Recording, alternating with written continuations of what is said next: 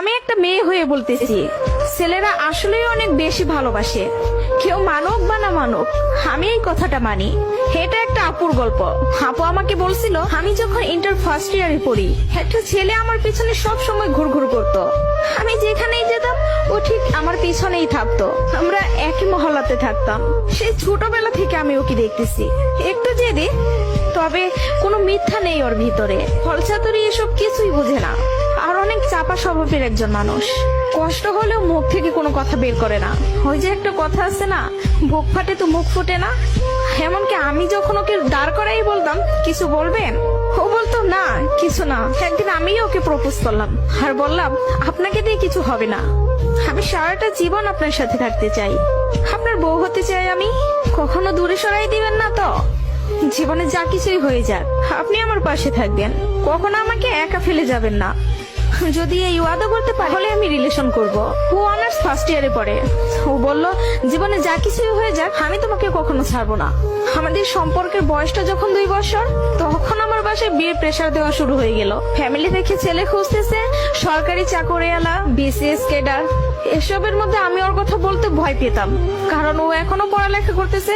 চাকরি তো দূরের কথা, চাকরি পাইতে তো অনেক সময় লাগবে। কিন্তু আমার ফ্যামিলি তো আমাকে সময় দিবে না। আমি অনেক কষ্টে আম্মুকে রাজি করাই। আম্মু যেন আব্বুকে এই কথাটা বলে, আর আম্মু আব্বুকে বলে। আব্বু সাথে সাথে মুখের উপর বলে দেয়, সম্ভব না, বেকার ছেলের হাতে আমি আমার মেয়েকে দিব না। তখন আমিও ভাবছিলাম, কথাটা তো ভুল না, কথাটা তো সঠিক। কোনো বাবা মাই চাইবে না বেকার ছেলের কাছে মেয়েকে বিয়ে দিতে। আমি নিজেও তো কখনো চাইবো না। কিন্তু তারপরও মাথায় চলতেছে, আমি যদি ওকে হারাই ফেলি, আর কখন কি ফিরে পাবো ওকে? আমি তো আর ফিরে পাবো না।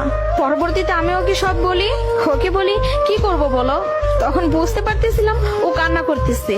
ও আমাকে বলে, আম্মু ডাকতেছে, জাস্ট একটা মিনিট, আমি আম্মুর কথাটা শুনে আসি। তুমি একটু লাইনে থাকো, এসে তোমার সাথে আমি কথা বলতেছি। আমি তোমার জীবনে আছি 2টা বছর। কতটুকু আমাকে চিনো জানো আমি জানি না, কিন্তু তোমার পরিবার তোমার সাথে 18টা বছর তোমার পাশে আছে। আমি কখনো বলবো না যে তুমি তাদের ছেড়ে আমার কাছে চলে আসো। আমি জানি না আমার বাসায় থেকে মেনে নিবে কিনা। পড়ালেখা শেষ করতে করতে আরো 2টা বছর লেগে যাবে। কবে চাকরি পাবো সেটারও তো কোনো ঠিক নাই। আমি যদি তোমাকে ভালো না রাখতে পারি, আমি তো নিজেকে কখনো মাফ করতে পারবো না। আমার কাছে তোমার হাসিটা অনেক দামি। তোমার যেটা ভালো মনে হবে তুমি সেটাই করো। তুমি যা বলবো আমি সেটাতেই রাজি। এসব কথা শোনার পরে, আর যাই হোক, একটা মেয়ে তার ভালোবাসার মানুষকে কখনো ছেড়ে যাইতে পারে না। আমি তখন একটা জিনিসই ভাবতেছিলাম, জীবনটা তো ছোট, আর আমি আমার এই ভালোবাসার মানুষটাকে হারাই ফেললে আমি নিজেই সারা জীবন আফসোস করব। এরকম কোন ছেলে আর আমাকে ভালোবাসতে পারবে না। আমি ওকে ছাড়তে পারবো না। আমি বাসায় আবারও বুঝাই, তারা বুঝে না। তারপর আমি বাসা থেকে বের হয়ে যাই। বাসা থেকে বের হয়ে ওকে ফোন দেই আর বলি, আমাকে নিয়ে যাও। ও তাড়াহুড়া করে বাড়ি থেকে চলে আসলো। আমি বললাম, আমি তোমাকে বিয়ে করব। ও আমাকে বলে, আমি বলছি না তোমাকে, তুমি যা বলবো আমি তাতেই রাজি আছি। তবে একটা কথা, আমার সাথে থেকে যদি 3 বেলার 1 বেলা খেয়ে থাকতে হয়, পারবা? তার জন্য আমি সবকিছু ছেড়ে আসলাম, তার জন্য আমি সবই করতে পারবো। বিয়ের পরে ওর বাসায় থেকে ফোন দেয়, বলে বাসায় আয়। তারপর ওর বাসায় থেকে মেনে নিল। তার কিছুদিন পর আমার বাসায় থেকেও মেনে নিল। ভালোবাসার জায়গা থেকে যদি বলি, প্রিয় মানুষটাকে নিজের করে পাওয়ার মধ্যে অন্যরকম একটা সুখ কাজ করে, যে সুখটা কখনোই টাকা দিয়ে কেনা যাবে না। আর যদি বলি প্রিয় মানুষটার কথা, আমি ভুল মানুষকে ভালোবাসি নাই। আমার মানুষটা সঠিক ছিল। সেই মানুষটা আমাকে বিন্দু পরিমাণে কষ্ট দেয় নাই। আমি সবসময় একটা কথা বলি, ভালোবাসা সুন্দর যদি মানুষটা সঠিক হয়। প্রিয় মানুষটা যখন নিজের হয়ে যায়, তখন এতটা শান্তি অনুভব হয়, তা হয়তো বলে বোঝানো যাবে না।